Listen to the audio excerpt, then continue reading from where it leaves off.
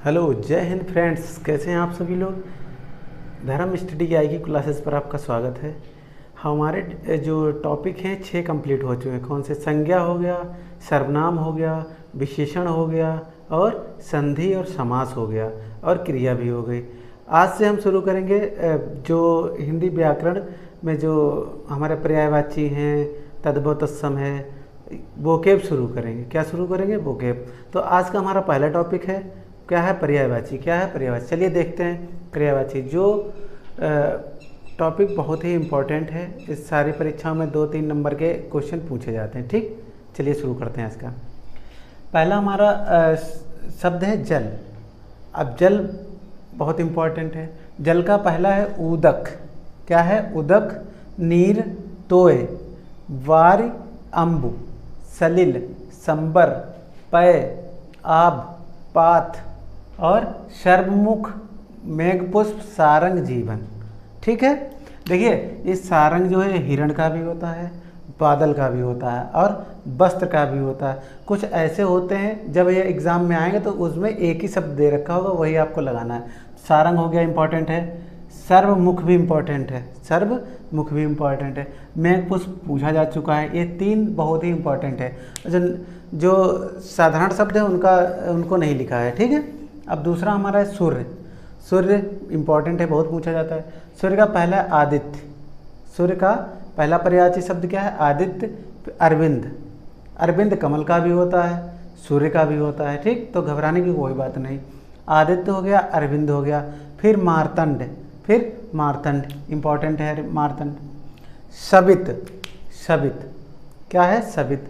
फिर हंस, फिर पतंग, फिर तरण, फिर अर्क। अर्क भी इम्पॉर्टेंट है, मोस्ट इम्पॉर्टेंट। अर्क भी इम्पॉर्टेंट है। ठीक है। अब देखिए, अब सूर्य की बेटी कौन है? यमुना जी हैं। सूर्य की बेटी कौन है? यमुना जी हैं। तो अब यमुना के पर्यायवाची शब्द लिखेंगे। कालिंदी, कालगंगा। कालगंगा क्यों कहते हैं बताइए? कालगंगा में क्या हुआ? श्री कृष्ण भगवान जी ने किसका वध किया था बताइए? शेषनाग किया, शेषनाग का वध किया था, इसीलिए उन्हें कालगंगा कहते हैं। ठीक। फिर कृष्णा, फिर रवि सुता। रवि मीन्स क्या होता है? सूर्य। सुता मीन्स बेटी। जो सूर्य की बेटी है उसे रवि सुता कहते हैं। अर्क मीन्स होता है सूर्य और जा मीन्स होता है जन्म देना। जो अर्क मीन्स सूर्य, सूर्य से जन्मी बेटी अर्कजा हो गया। फिर सूर्य तनिया। तनिया बेटी का होता है और सूर्य सूर्य तनिया है, तो साधारण सा है। हंस सुता, ये भी हो गया बेटी का है। सूर्य सुता, ये सब बेटी के पर्यायवाची ही हैं और हैं किसके? यमुना जी के। रविजा। ठीक, रविजा। फिर भानुजा, फिर भानुसुता। ठीक। अब तीसरा शब्द आता हमारा कमल। ये भी मोस्ट इम्पॉर्टेंट है। कमल का पहला है उत्पल। उत्पल मीन्स होता है क्या? खिलना। उत्पल मीन्स होता है खिलना। पंकज। पंकज, पंक मीन्स होता है कीचड़ और जा मीन्स होता है जन्म लेना। जो कीचड़ में उगता है उसे पंकज कहते हैं, अर्थात कमल कहते हैं।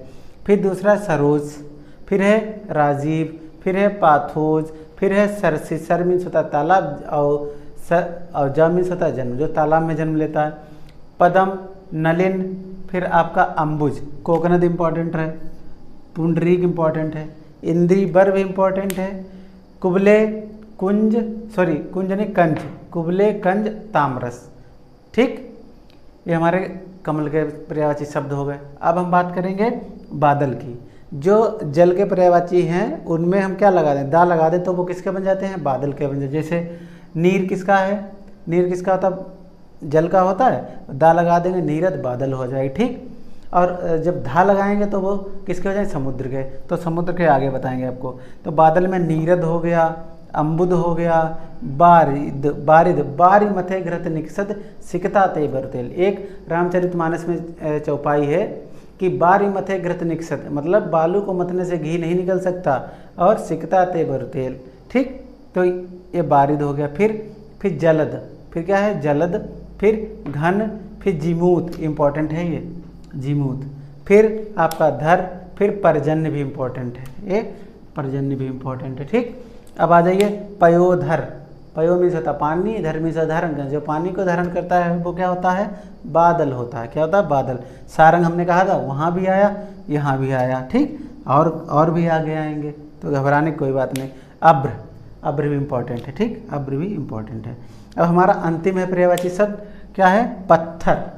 पत्थर बहुत पूछा जाता है। पत्थर का पहला पर्यायवाची शब्द है प्रस्तर, क्या है, प्रस्तर, फिर उपल, फिर क्या है, उपल, फिर आपका पाहन, फिर पाषाण, फिर अस्म। अस्म इम्पॉर्टेंट है, ठीक, अस्म और संग और संग। तो दोस्तों आज का हमारा जो टॉपिक है पर्यायवाची शब्द वो कंप्लीट हुआ। अब फिर हम आपको कल मिलेंगे नेक्स्ट वीडियो में। चैनल को लाइक और सब्सक्राइब कर दीजिए और शेयर कर दीजिए। जय हिंद।